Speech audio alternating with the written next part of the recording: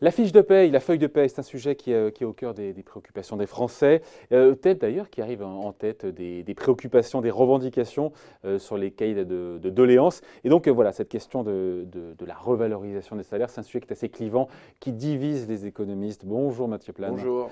Mathieu Plane, donc directeur adjoint du département analyse et prévision de l'OFCE. On ne va pas se mentir, hein, il y a des arguments pour, il y a des arguments contre. Mais déjà, ce qu'il faut dire, c'est que, enfin, sauf si je me trompe, mais à part le SMIC, l'État n'a pas à dire aux entreprises, vous augmentez ou pas les salaires. J'ai envie de dire, on pourrait limite terminer cette chronique, cette séquence en... Non mais, à supposer qu'on dit c'est bon, c'est pas bon, il y a du plus, il y a du moins, c'est bon pour la demande, mais ça va tuer la compétitivité. Derrière, c'est pas l'État qui décide. Hein.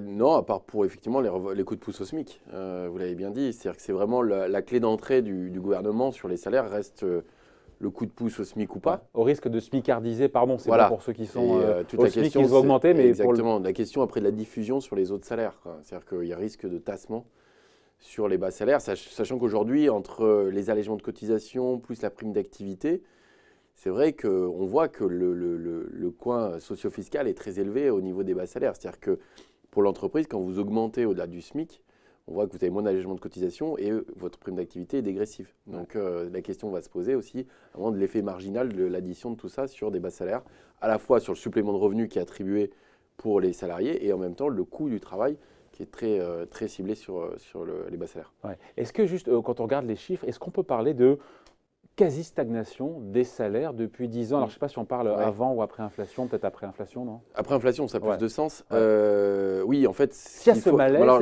moi la grille de lecture non, moi je veux les chiffres, je veux pas la grille de lecture. Je vais vous donner les chiffres et après ma grille de lecture, parce qu'il faut analyser la grille de lecture. Non, c'est assez clairement, il y a une rupture à partir de 2008 qui est assez nette, c'est-à-dire qu'on a un trend d'augmentation des salaires réels. Si on prend les 10 années avant la crise, de l'ordre de 1,4-1,5% par an de gains réels liés au salaire.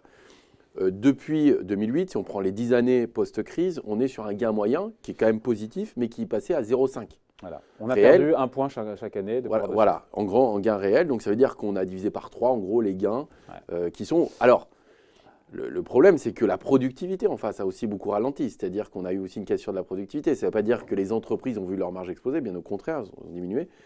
Mais du coup, on voit que ce problème se pose. C'est-à-dire qu'aujourd'hui, on a des gains salariaux qui sont faibles, mais qui sont aussi liés à cette faible productivité. Voilà. Non, mais sauf qu'en France, on pense souvent que les hausses de salaire, c'est des coups de pouce, c'est des baisses d'impôts, mais c'est souvent du déficit public, pardon de le dire, mais les vraies hausses de salaire pérennes, ça vient de l'entreprise, ça vient de la façon avec laquelle on produit plus. C'est ce qu'on appelle la productivité, c'est ce qu'on produit chaque jour par heure travaillée, c'est ça Alors exactement, c'est-à-dire qu'il y a une indexation à long terme des salaires réels sur la productivité, sinon vous avez une déformation de la partage de la valeur ajoutée qui poserait un problème. Et donc, c'est vrai que du coup, ce qu'on voit aujourd'hui, c'est que les entreprises ont regagné en marge, et qu'elles sont revenues à des niveaux de marge satisfaisants, enfin en tout cas qui sont assez proches des moyennes historiques. Mais malgré tout, il n'y a pas beaucoup de grains à moudre de ce côté-là. Après, on peut se poser la question de la distribution des salaires au sein même des salaires. Mais entre le partage revenu du travail et du capital, il n'y a pas une déformation qui est extrêmement forte. Mais donc moi, voilà, ma grille de lecture, c'est que finalement, le problème des salariés, c'est pas tellement... Il y a le problème de la productivité, mais c'est la dynamique des salaires effectivement ralentie, mais surtout... Dans le même espace, dans le même temps, les prélèvements sur les ménages ont augmenté. Et donc c'est la question du pouvoir d'achat. C'est l'effet ciseau. C'est l'effet ciseau. Moins de revenus du travail, plus les effets de crise. Mais cohérent avec la productivité aussi. Mais cohérent. Il n'y a pas une déformation du partage de la valeur ajoutée excessive. Pas en France. Pas en France. On ne peut pas dire qu'il y a eu une déformation au profit du capital. En revanche, ce qui se passe, c'est qu'on a ralentissement des revenus du travail, plus précarisation du marché du travail, et à ça s'ajoute la couche de la fiscalité. Donc les différentes mesures, fiscalité locale, fiscalité indirecte, fiscalité directe, qui font qu'effectivement le pouvoir d'achat des salariés après impôts, etc., a pu diminuer. Donc il n'y a pas de raison que les salaires augmentent plus que la productivité, puisqu'elle-même s'est tassée, ou alors a comprimé les marges des entreprises. Mais on se dit que voilà, si les salaires devaient retrouver une croissance... avant la rupture des années post-crise, il faudrait qu'ils augmentent de combien ou de combien il faudrait augmenter les salaires. Pardon, tout ça est très virtuel parce qu'il y a plein de contraintes derrière et ça a plein d'effets secondaires. De combien il faudrait augmenter les salaires pour apaiser un peu, pour calmer un peu ce malaise social. Après, c'est compliqué comme revendication parce que d'abord, la revendication était quand même ciblée beaucoup sur le SMIC, sur les bas salaires. Donc, c'est savoir est-ce qu'on augmente la diffusion des augmentations de salaire, est-ce qu'elle se fait de façon uniforme ou pas? Et puis après, on voit qu'aujourd'hui, on est sur des gains de productivité qui sont au maximum de 1% par an. Si vous rajoutez l'inflation, 1,5 par exemple, vous êtes à 2,5 de revalorisation salariale nominale qui reste soutenable pour les entreprises. Donc cette question peut se poser.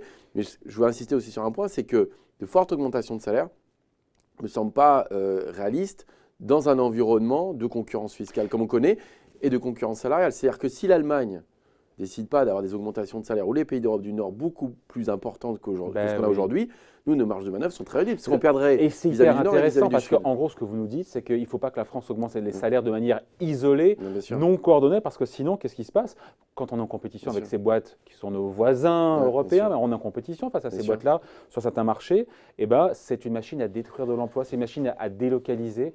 Ça, c'est l'effet, évidemment, qui met en avant les chefs d'entreprise. On peut comprendre. C'est plus de coûts de production et donc ça fait moins de marge. Mais ça fait plus de salaire, c'est ce que disait Ford à l'époque. C'est du salaire, c'est du revenu, c'est de la demande aussi. Enfin, c'est pas que je vais apprendre ça. C'est pas aux Keynésiens que je vais apprendre ça. Voilà, néo-keynésien, mais néo-keynésien. Il y a quand même des tendances de long terme qui peuvent être sur les politiques d'offres. Non, ce que je veux dire, c'est que bien sûr, il y a l'argument de compétitivité qui est important, surtout en Europe. Et lequel l'emporte entre les deux? En fait, on donne plus d'argent aux gens. Du coup, ils vont plus il y a un effet de demande locale qui joue, qui est naturel. Il y a une perte aussi par les importations. Mais effectivement, ça soutient la demande. Et après, c'est voir les arguments de compétitivité, comment ça se diffuse sur les prix. Mais la question qui est importante et que je veux soulever, c'est qu'on manque effectivement de coordination des politiques salariales en Europe. Et ça, c'est vrai. Si on fait ça tout seul, on se fait ouvrir. Voilà. Et quand vous avez des pays comme notamment l'Europe du Nord, mais l'Allemagne en particulier, qui ont un taux de... Mais l'Allemagne est comme une situation différente, parce que l'Allemagne a un taux de chômage qui est très bas. Ça a des excédents budgétaires, des excédents commerciaux, des records mondiaux même. Et pourtant, une dynamique salariale, on voit une dynamique salariale. Non, mais la dynamique salariale entre la France et l'Allemagne, elle est assez faible. En fait, l'écart, il est à peine de 1%. Or, si vous voulez des ajustements, comme vous ajustez pas par les taux de change, les ajustements se font par les salaires. Donc, si vous voulez des ajustements qui continuent, si vous voulez pouvoir augmenter un peu plus ses salaires en France, il faudrait à ce moment-là que l'Allemagne augmente beaucoup ses salaires. Tant qu'effectivement, il y a une modération salariale, même dans les pays qui sont, on va dire, dans une situation extrêmement favorable sur le marché du travail, eh bien, vous avez malgré tout très peu de marge de manœuvre. Ouais. Donc, imaginez une relance coordonnée des salaires en Europe, c'est un vœu pieux, donc on oublie. Ben, à partir du moment où les pays sont souverains, bien sûr, la question, vous n'allez pas obliger les Allemands à augmenter ça. Non, ça n'arrivera pas. Mais par contre, c'est quand même important d'avoir une idée des coordinations salaires, ça peut passer. Donc, si ça n'arrive pas, parce que ça n'arrivera pas, on l'a compris pour toutes ces raisons-là. Ben alors, sauf que si on fait tout ça dans notre coin, on va augmenter les importations, on va comprimer... alors, mais ça dépend de ce qu'on appelle d'augmenter les salaires. C'est-à-dire qu'une augmentation de 10%, ce n'est pas pareil qu'une augmentation de 2,5%. C'est-à-dire, est-ce qu'il y a une augmentation des salaires qui doit être en lien avec à peu près les gains de productivité et l'inflation? Aller bien au-delà poserait des problèmes de compétitivité. Donc, où est-ce qu'il y a il y a des effets sectoriels aussi. Est-ce qu'elles ont les moyens d'augmenter je pense que ça leurs dépend des salariés entreprises. sans que ça les mette en danger? Est-ce qu'elles ont des marges de manœuvre? On sait qu'il y a eu une politique, encore une fois, pour redonner des marges aux entreprises. Et on en est où aujourd'hui? Justement, les marges, effectivement, se sont redressées. On est revenu, mais à des niveaux qui sont proches des moyennes, on va dire, des 20-25 dernières années. On n'est pas non plus à un pic. Alors, il y aura la transformation du CIC en 2019, mais qui va jouer sur une seule année, sur les marges. Mais globalement, on est revenu plutôt dans la moyenne de ce qui s'était produit. En revanche, c'est vrai que les autres pays ont eu plutôt tendance à les améliorer, leurs marges, en faisant beaucoup d'efforts de ce côté-là. Mais la question se pose, c'est qu'en France, effectivement, il n'y a pas une déformation très forte du partage de la valeur ajoutée. Donc, il n'y a pas besoin. Mais alors, il y a un besoin. Il y a besoin, parce que moi, j'étais persuadé, on a titré, voici pourquoi il faut augmenter les salaires en France. J'étais persuadé que vous viendriez me dire. Alors, moi, je vais vous dire ce que je pense, c'est que la réalité, c'est que. Non, mais c'est que le problème n'est pas là. C'est-à-dire que les marges sont plutôt dégradées à travers la crise du côté des entreprises. Donc, on ne peut pas dire. Après, il peut y avoir des effets différents entre, par exemple, les PME, les TPE, les grandes boîtes, l'industrie, les services. Effectivement, il y a des secteurs qui ont certainement plus de marge. Mais surtout, ce qu'il faut voir, je pense que la question du pouvoir d'achat n'est pas qu'une question de salaire. Et ça, c'est important. C'est-à-dire que ce qu'on voit, c'est que depuis 2010, s'il y a des problématiques de pouvoir d'achat, notamment en France… Parce que les prélèvements… Parce que les prélèvements sur les ménages, on a fait une étude là-dessus, qui montre que les prélèvements sur les ménages ont augmenté 3,5 points de PIB. Et en depuis euros, 2010. Vous l'avez calculé en euros par an? Alors, en euros, je n'ai plus exactement le chiffre en tête, mais ça représente quelque chose d'extrêmement conséquent. C'est plus de 500 € en moyenne par ménage, y compris les prestations en solde net. Mais du coup, c'est exactement ça, c'est que les ménages ont effectivement supporté la réduction des déficits publics qui était nécessaire à ce moment-là. mais aussi le fait qu'il a fallu faire de la compétitivité pour les entreprises. C'est le CICE, c'est le pacte de responsabilité. Et on voit que les prélèvements sur les entreprises, à partir de 2013, diminuent. Ouais. C'est vrai que Après les avoir ménages... beaucoup augmenté aussi. Hein. Pardon ? Après avoir beaucoup augmenté. Oui, mais ils sont revenus. Effectivement, ils ont beaucoup augmenté en début et ils sont revenus à leur niveau de 2009. C'est-à-dire. Et donc, si vous regardez aujourd'hui. sur place, quoi. Donc voilà, on a fait du sur place. Bah, ok, donc mais peut-être qu'il fallait le faire, je veux dire, la compétitivité. Mais il faut bien à un moment le porter. C'est qui le porte, effectivement, c'est les ménages qui ont vu un choc fiscal majeur, qui n'est pas lié au fait que les salaires ont peu augmenté. En fait, ils ont augmenté comme la productivité à quelque chose près.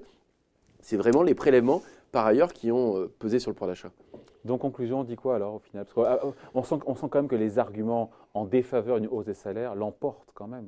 Et on n'est pas. Alors, une fois de plus, hausse des salaires, on peut avoir une hausse modérée des salaires. C'est-à-dire qu'il faut des gains de productivité en face. Ah, bah ouais, il faut des gains de productivité. C'est pas un claquement de doigts que non, ça se fait, d'accord. Mais du coup, on ne peut pas imaginer qu'il y ait une réserve extrêmement importante de ce côté-là. Il y a la possibilité d'augmenter les salaires. Je pense qu'il faut garder aussi au niveau sectoriel la question du secteur exposé, secteur abrité. Il y a les grands groupes et les PME qui ne sont pas forcément dans une situation totalement comparable. Ouais. Mais si on regarde d'un point de vue macroéconomique, non, les marges de manœuvre restent modérées. Voilà, et puis encore une fois, au-delà du SMIC, ça c'est aux entreprises de décider. Bien sûr. Encore une fois, plus on augmente le SMIC, ça a des effets secondaires, encore une fois. Alors, voilà, la question se pose de cette diffusion du SMIC sur les autres salaires. Ils sont tués, les mecs qui sont rattrapés par ceux qui sont au SMIC. Voilà, il y a le fait que quand même, ça permet de donner du pouvoir d'achat supplémentaire aux ceux qui sont dans les bas salaires, mais par contre, ça a le problème du tassement sur la pyramide des salaires vers le bas. Juste un point intéressant à ajouter, c'est qu'aujourd'hui, dans les mesures fiscales qui ont été réalisées, en fait, les augmentations salariales, elles passent par des baisses de fiscalité, c'est-à-dire les baisses de cotisations sociales, il faut rappeler, qui sont financées par une hausse de CSG et pas par des augmentations de salaire. C'est-à-dire que c'est presque si c'était intégré. C'est-à-dire qu'effectivement, dans ce cadre de modération salariale, finalement, les hausses de salaire sont venues des baisses de cotisations et pas vraiment des augmentations de salaire des entreprises. Exactement. Après, ce qui est le plus important, c'est ce qui reste le net dans la poche, comme on dit. Hein. Le net dans la poche, par contre, la CSG a été payée essentiellement par les retraités. Exactement. On a pris un pour donner à l'autre, on a compris. Voilà, il y a des mécanos fiscaux. Voilà, des mécanos fiscaux plus que des augmentations. On va faire le mécano à transfert. Hein. Voilà, on va dire au Tetris. Allez, pas trop quand même. Merci beaucoup en tout cas, Mathieu Plane, donc directeur adjoint du département analyse et prévision. Merci pour ces explications. Bye. Merci David.